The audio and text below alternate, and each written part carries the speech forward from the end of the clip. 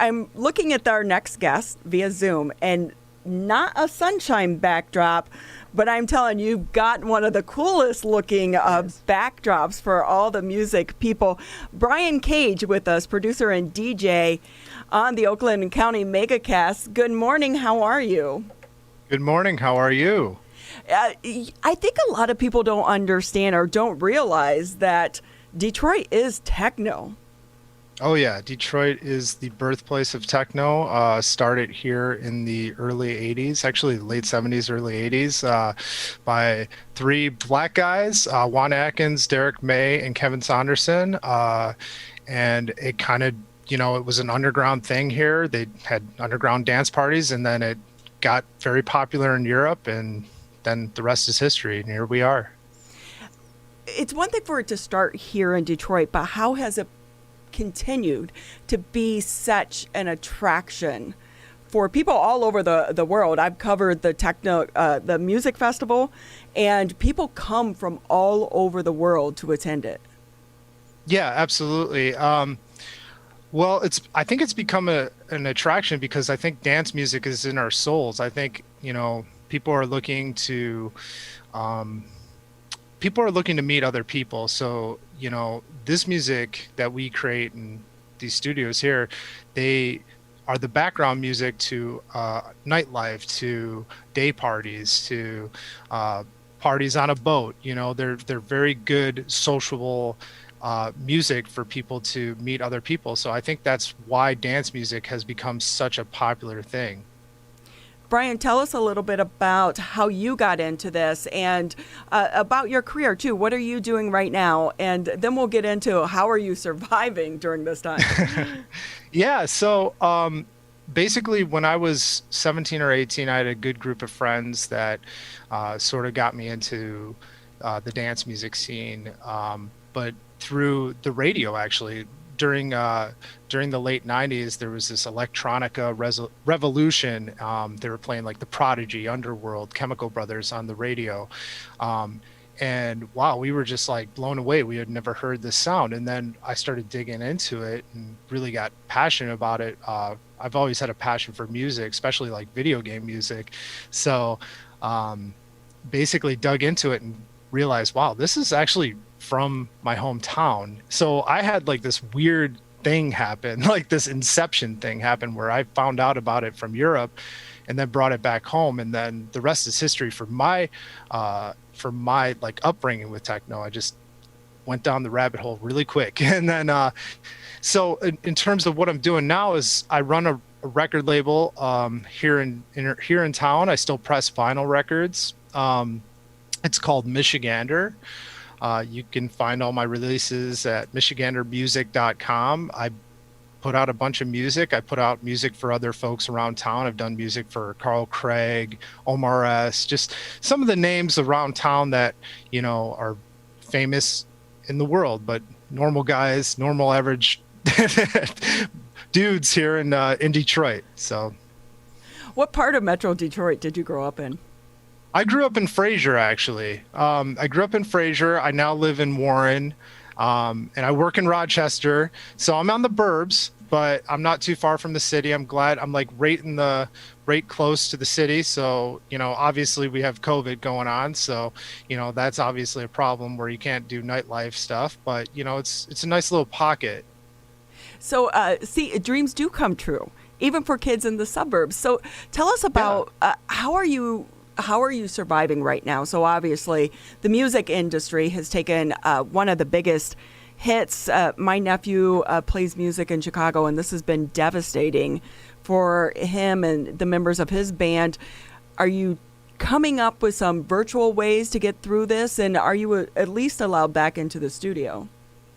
Well, yeah, absolutely. This is my studio, right? So, I mean, I built this over many of years, working. I have a day job. I work for Oakland University. I teach kids video production, and I also help do audio and video production stuff for the university. So that really helps. This is kind of like my hobby turned into like my half career, So this is like something that I do on the side, but it's definitely enveloped a lot of my life.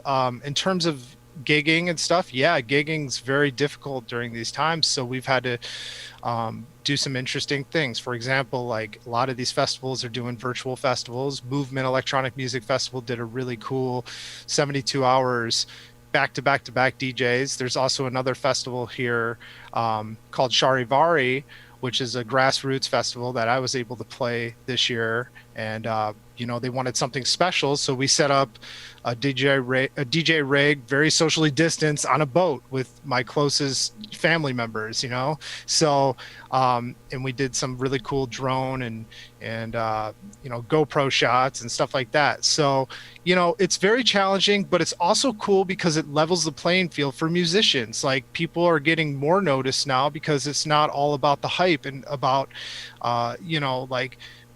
people that are, I don't know, like just more hype around them. There's actually, like, it's coming down to raw talent and innovation, which is, I think, is a lot more interesting now. So it's kind of like evening the playing field with the virtual thing.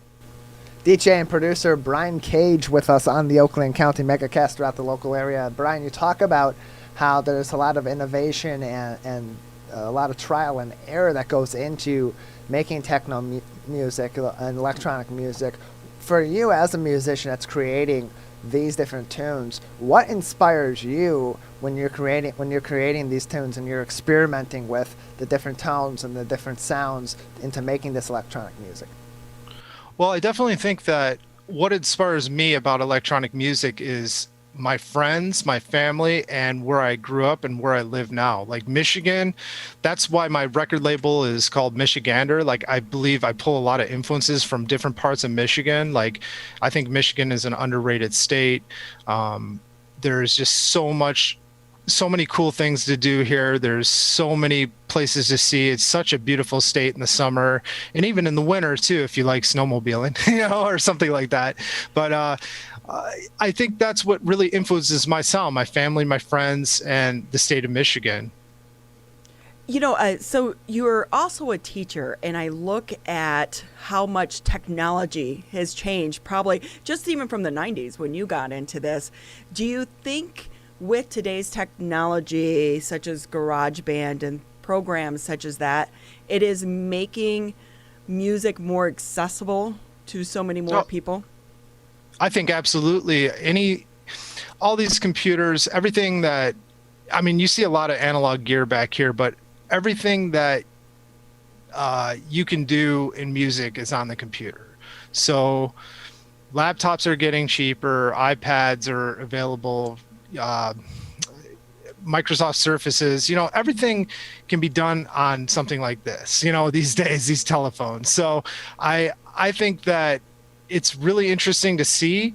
And it's also cool because it's not about like what gear you have. It's about what you have in your brain and what kind of passion you have to do this.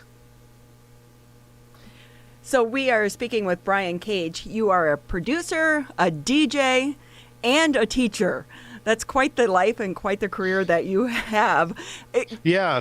Going forward, how much longer do you think some of these music venues can stay closed and still survive? It's going to be a difficult thing. I've been trying to donate some of my time to help some of these venues around town that are, famous for dance music nights and doing what I can to help them. But it's a difficult situation. I know there's a lot of funding opportunities available to small businesses. I hope that we all come through this and are able to get back to what we all do best, and that's playing music, performing music, and socializing with people. So I don't know. I cannot give you an answer for that. That's a very difficult question. Yeah, I know it's so hard because musicians and DJs feed off of the energy of a crowd. So if you're kind of focused right now, shifting back into the studio, anything new coming out that people should look forward to? Yeah, actually, I have 2 new records out right now. One is called Reality Ahead, which I wrote during lockdown. It's on my label called Michigander Music at michigandermusic.com. And it's, there's a track called That Woman from Michigan, which features the governor, on vocals, which is pretty cool. And we also have another record that just came out on a Belgium label called Cassette Cuts, which I recorded on cassette tape and then re-recorded it into my computer. And that's out, and that's called Cassette Cuts, and it's on We Play House Records. Okay, I'm wondering where you even found the equipment on a cassette to be able to make that. Remember doing mixtapes back in the day, and you were like pushing the two buttons at once? Was it kind of like that?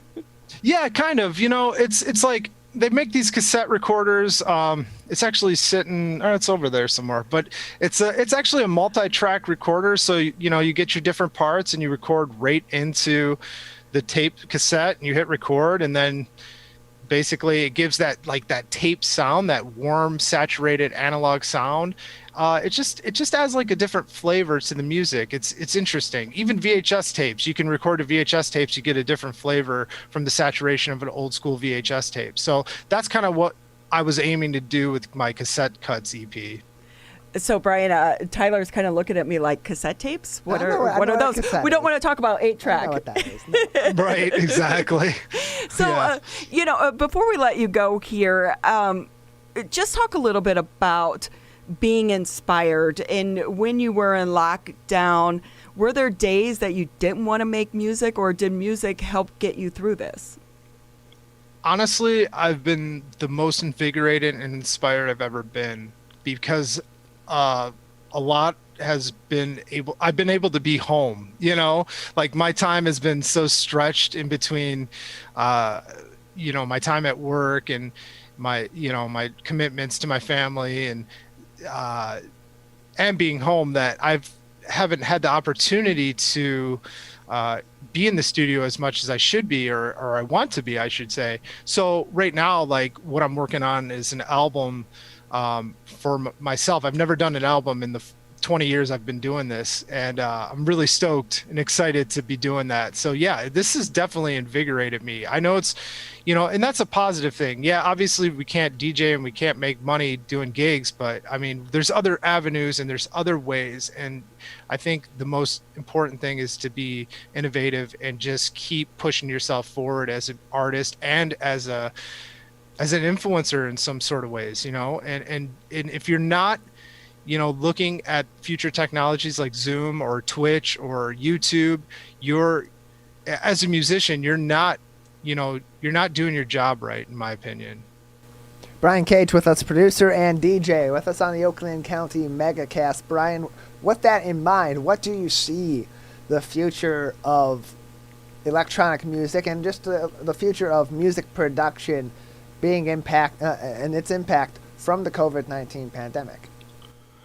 I think there's always going to be electronic music. I think people are going to find it one way or another. They're going to be interested in it. From COVID, I don't see electronic music going away. I think it's just going to be more popular. And once this thing ends, it's just going to be boom for the industry. And before we let you go, I want to shift real quickly because like you said, you do teach at Oakland University. Video production is not an easy thing to try to teach through the internet or via Zoom, or at least not for me. I've been trying to teach myself Photoshop through YouTube videos for about a year now.